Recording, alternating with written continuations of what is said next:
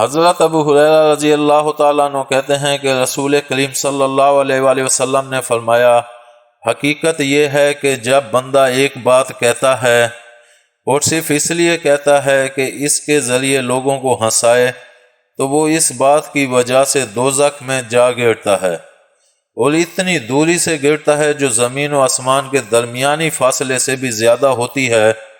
اور یہ بھی حقیقت ہے کہ بندہ اپنے قدموں کے ذریعے پھسلنے سے زیادہ اپنی زبان کے ذریعے پھسلتا ہے۔